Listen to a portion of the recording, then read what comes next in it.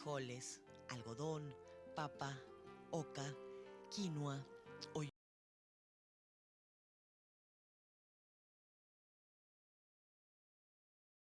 algodón, papa, oca, quinoa, oyuco y otras que habían sido domesticadas desde el período arcaico. Sino por el contrario, la aparición de mayor número de variedades de estas mismas especies y su combinación prioritariamente con el maíz.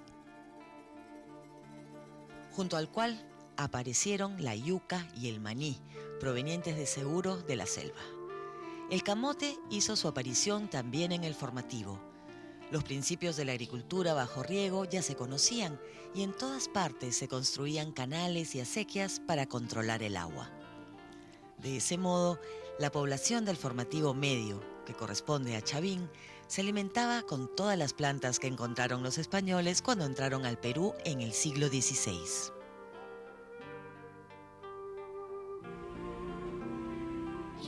Recientemente nos hemos encontrado incluso con la sorpresa que en Chavín ya estaba habitado, el vallecito ese, desde el Pleistoceno. Ya se han encontrado restos del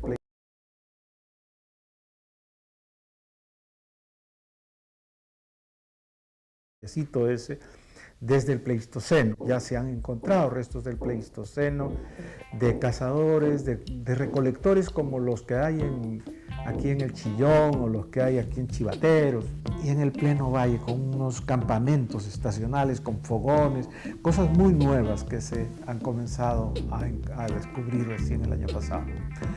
Pero hay también toda la fase siguiente, es decir, la fase de domesticación de plantas y animales. También allí estaban viviendo gentes en el vallecito de Chavín.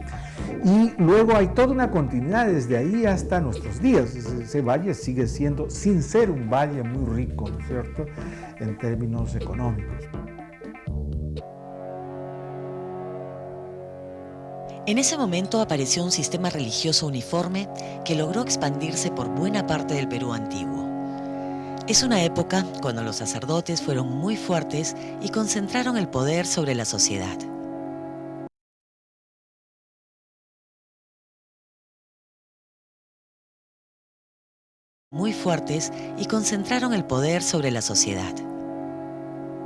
En casi todas las aldeas más grandes aparecieron centros religiosos que congregaban a la población. Yacaral había mostrado la importancia de la religión para el ser humano de los orígenes, pero en Chavín iba a conocer un nuevo desarrollo. Se formó una casta sacerdotal cuya función práctica era determinar el calendario y dirigir la producción agrícola para sortear las inclemencias y variaciones del clima. Esa casta sacerdotal dominaba el conocimiento y adquirió un enorme poder político y económico, habiendo dirigido la vida social por casi 1000 años.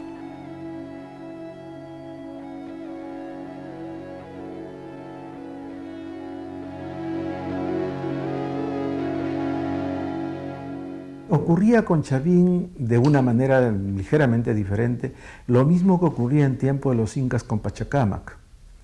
Chavín era uno de los núcleos importantes de la supervivencia del proyecto de construcción de país que teníamos nosotros. Es decir, un lugar a donde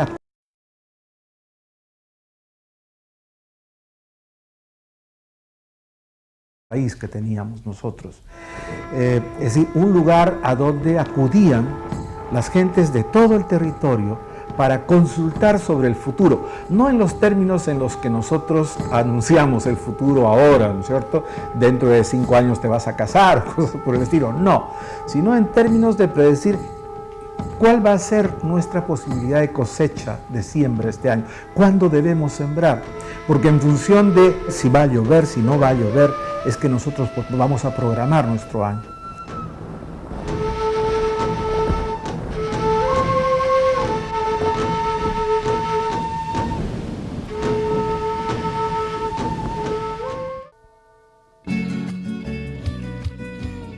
El sitio de Chavín de Huántar está ubicado en las nacientes que forman el colosal río Marañón. Es en la sierra de la región Ancash, provincia de Huari. Es un afluente del Marañón que está ligado muy directamente con la Cordillera Blanca.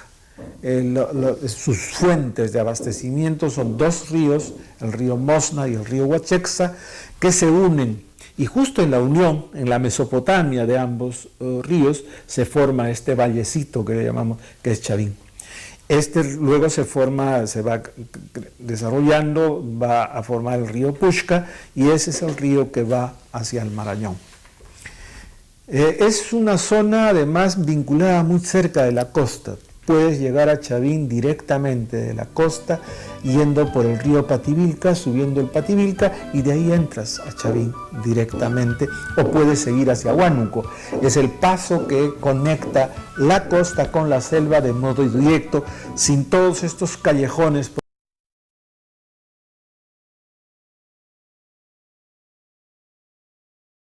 Costa con la selva de modo directo, sin todos estos callejones profundos como el Marañón que corta en dos el territorio.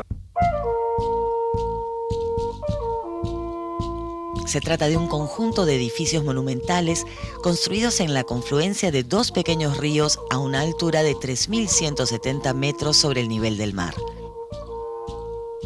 El edificio central es llamado El Castillo por los pobladores actuales de la zona. Está conformado por 4 secciones que parecen haber sido construidas en diferentes etapas por un sistema de adiciones y ampliaciones. El edificio es monumental y superior en concepción y complejidad arquitectónica a todo lo que se había construido hasta ese entonces en el Perú. Son grandes bloques de piedra tallada a manera de tablones que enlucen edificios de barro.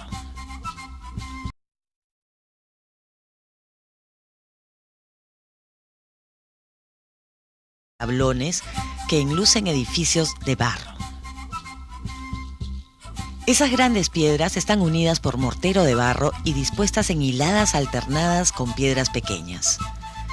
La estructura del templo es piramidal y se hallan plataformas superpuestas, siendo su altura máxima superior a los 15 metros. Hacen una cosa muy costeña y desafiante, construyen una pirámide, ¿no?, en un sitio que no es costeño, es decir, en un sitio donde llueve muchísimo y donde además emplean un material de manera espléndida como es la piedra, ¿no? Y para hacerlo tienen que resolver problemas tecnológicos como generar grandes muros de contención, cómo regular el manejo del agua que se va a infiltrar con la lluvia dentro del edificio, de ahí las galerías, los ductos subterráneos de drenaje, etc. Entonces, Chavín tiene mucho de costeño, pero también tiene un reto y un desafío para implantar ese tipo de arquitectura, adecuándola a las condiciones y a las exigencias de la serranía, ¿no? Examinando la historia de Chavín tal como la conocemos ahora,